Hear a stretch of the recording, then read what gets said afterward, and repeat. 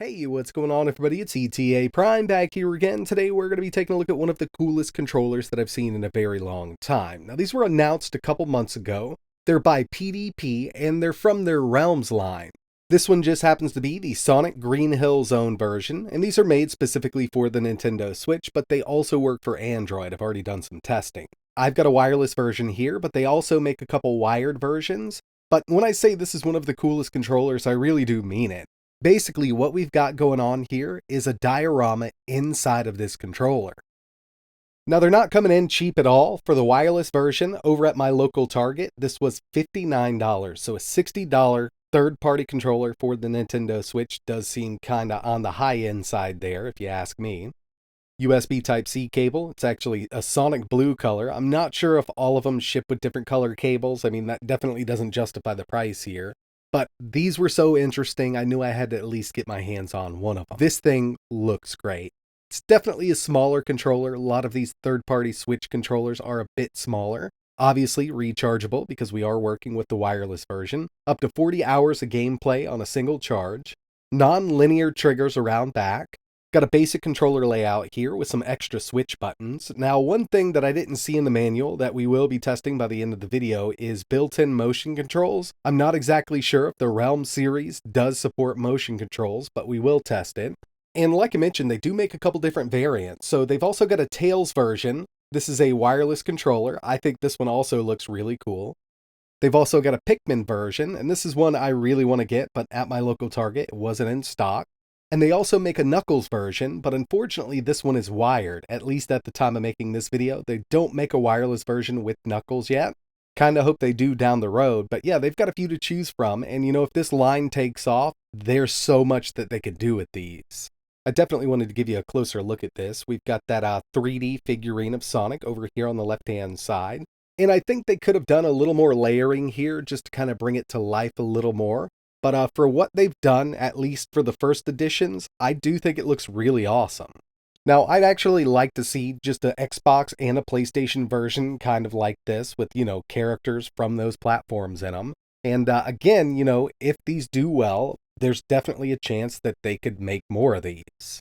Around back, there's 6 LEDs, and this does kind of light the controller up. We can actually adjust the brightness, and there's 4 different modes that we can mess around with. So in order to change that LED, basically we're going to hold the function button and press one of the 4 face buttons here. We can also adjust the brightness by holding the function button and pressing our triggers. And there's 4 program modes. So with this one, you're going to tap button, it flashes a little bit. You've got the always on mode. There's another one that kind of pulsates a bit. And there's one more mode that does a little more flashing from side to side, depending on what buttons you're pressing. Pretty cool. Would have been kind of nice if these were RGB. We've just got these white LEDs here. But in the dark, it really does light the controller up quite well. Pairing the controller up with your Nintendo Switch is super easy. We've got a little pairing button right here. I'm just going to go ahead and hold it. I'll have to hold it again. There we go. We're now in pairing mode. From the Switch, we're going to go to Controllers, change grip order, grab the controller, press our shoulder buttons, and it'll pop right up.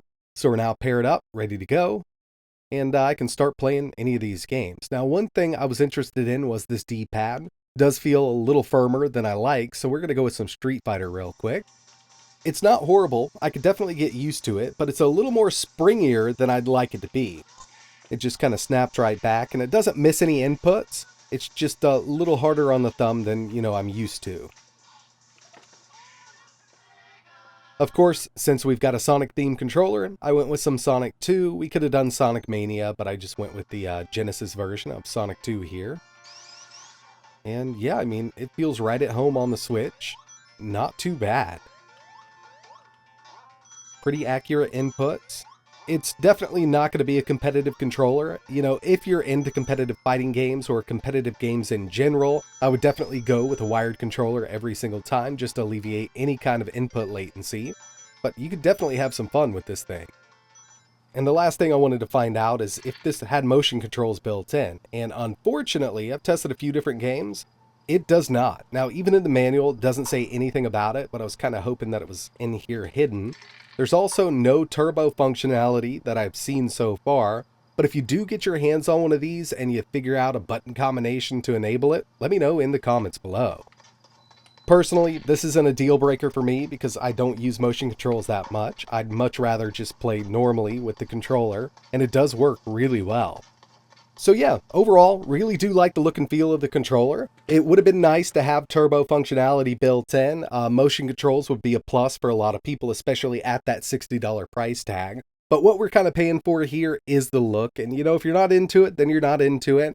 Would have been really cool if this was sitting at $39.99 for the wireless version and maybe even cheaper for the wired version, but unfortunately that's just not the case. Now, if you're still interested in picking one up, I'll leave some links in the description, but that's going to wrap it up for this one. Just wanted to give you a look at this, and like always, thanks for watching.